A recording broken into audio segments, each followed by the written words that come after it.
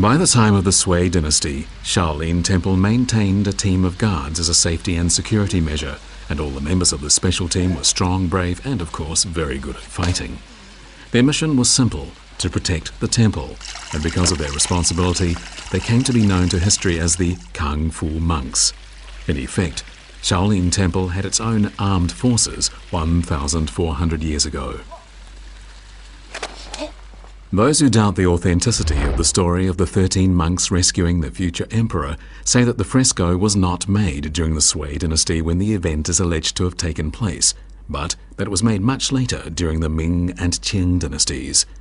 It is likely, they say, to be an artistic representation of a known story, and thus cannot be accepted as evidence the story itself is true.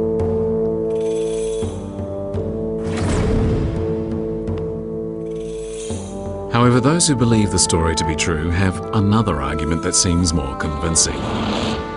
Inscribed on a stone placed in front of the temple's Mahavira Hall is a royal edict from Li Shimin regarding the military exploits of 13 monks. The edict tells us that the monks were granted a considerable area of farmland and a water-propelled mill as a reward for their services, and one of the 13 was made an army general.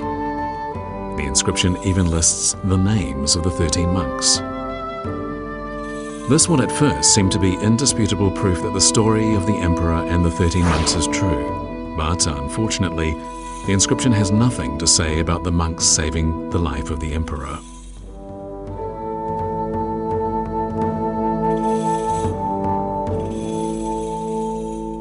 Li Shimin 给少林寺的所刻的这块碑里，他并没有讲到他自己被困在什么地方，是少林寺的13个共僧救了他，并没有这件事。他讲的只是当时的大的政治形势下，少林寺做了正确的选择，来支持了他的统一战争，支持了他打败王世充的战争。这场战争中，少林寺有若干僧人表现突出，李世民分给了他一定的官职，也给了少林寺以足够的赏赐。历史的事实就是如此。至于所谓13共僧救唐王的故事，与这个碑实际上没有关系，没有一个严格的文字上的关系，它只是这个碑的内容的一个延伸和发展。So what are the historical facts behind the inscription at Shaolin Temple? Between the late Sui and early Tang dynasties, wars between the central government and local warlords were frequent. In the third year of the reign of Emperor Gaozu of the Tang dynasty, the emperor instructed his son Li Shimin to lead an army on a punitive expedition against Wang Shizhong, who regarded Luoyang as his territory. The battle would be crucial to Tang if it wanted to have a united state. However, there was another warlord in Hebei, Dou Jiande, and he also constituted a major threat to Tang. To avoid being wiped out, Wang Shizhong and Dou Jiande decided to join forces and fight against the Tang Empire together. 窦建德在这种情况下，就率领10万大军从河北渡黄河，来援救王世充。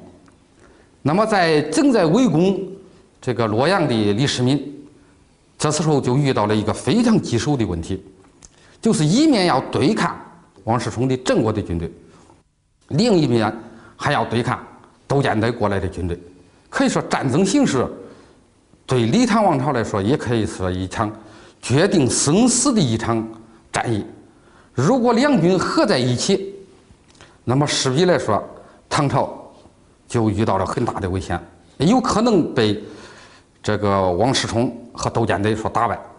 那么这个时候，李世民就分兵一路，继续围攻洛阳，然后他就亲率大军到虎牢关，就是过去的吴牢，到吴牢关去迎战窦建德。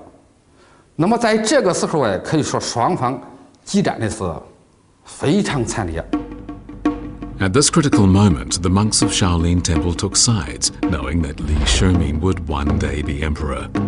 The temple dispatched its best kung fu masters, the monks, who would be called by later generations the 13 cudgel players. These 13 heroes sneaked into the place where Wang Shizhong was staying and after a sudden attack, captured and made off with his nephew, the general in charge of the defense of the city. The hapless nephew was then handed over to the Tang army.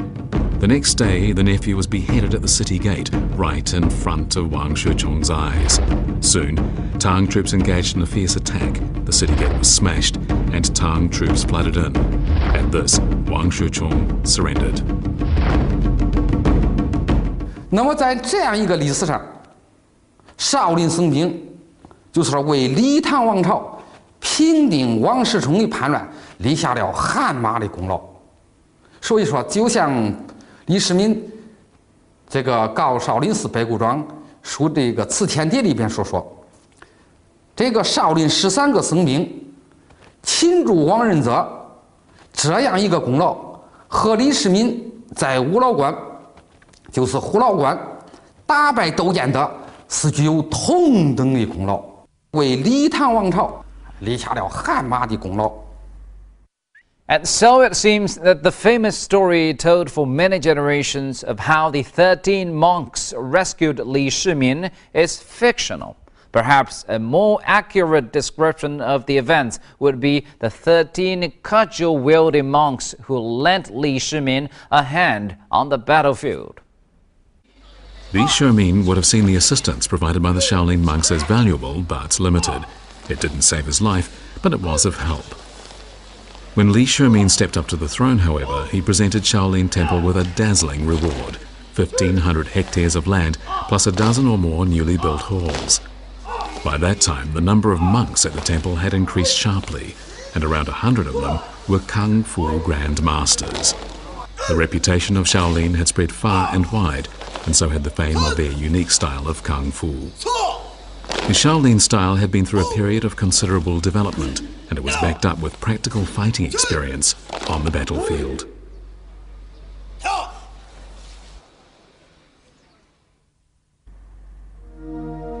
The techniques of Shaolin boxing reflect practical need, attacking and defending with ease. The moves may be solid to inflict a genuine blow, or empty to confuse a rival. Shaolin Kung Fu teaches that one should follow a straight line each time one makes a fist blow, and there's a scientific basis to this, as the distance between 2 points is the shortest. Following this principle uses the shortest time to fell a rival. This is a perfect example of the nature of Shaolin Kung Fu. It is highly practical and efficient. As Shaolin Temple grew in size and acquired more and more properties that needed protection, the need arose for its Kung Fu monks to lift their fighting technique to a higher level. Practicing Kung Fu became an important part of the monks' everyday life, and this tradition has continued to the present day.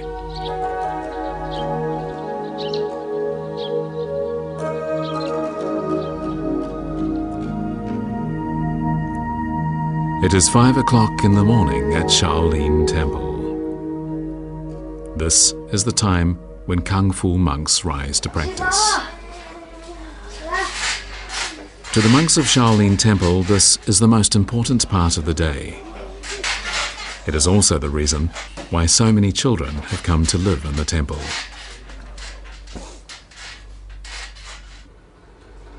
These youngsters are not yet monks, and only after each of them reaches the age of 18 will they decide of their own volition to either become a monk or return to secular life.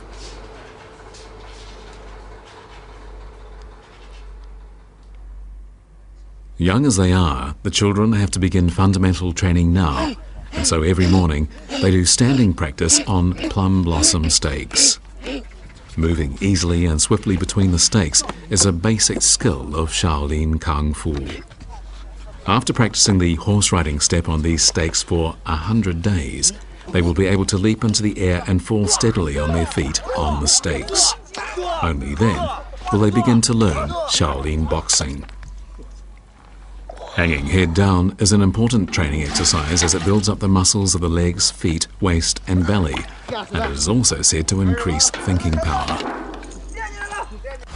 One of the amazing techniques of Shaolin Kung Fu is the lizard walk, a routine that takes many years of practice to master. The lizard walk requires strong waist, belly and arm muscles, as well as the ability to maintain balance.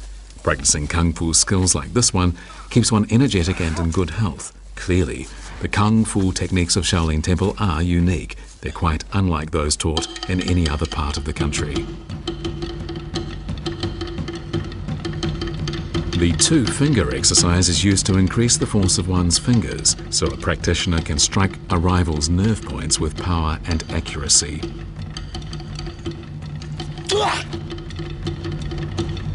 The iron cloth technique is used to make the body tougher, so it will be able to withstand a very hard blow. It is also a way to integrate force and qi, the essential air in one's body. Mastering this is a must for any beginner.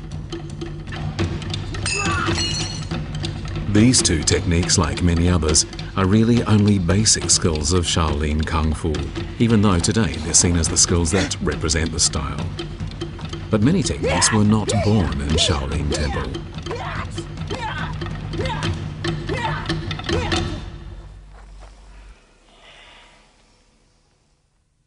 天下功夫出少林，也有一种说法，就是少林功夫出天下的。其实少林功夫啊，也是源于社会，吸收这个百家之所长吧。它这个体系啊是慢慢形成的，也不是说在某个阶段去形成，也是通过历代高僧大德吧，不断的演练，不断的总结。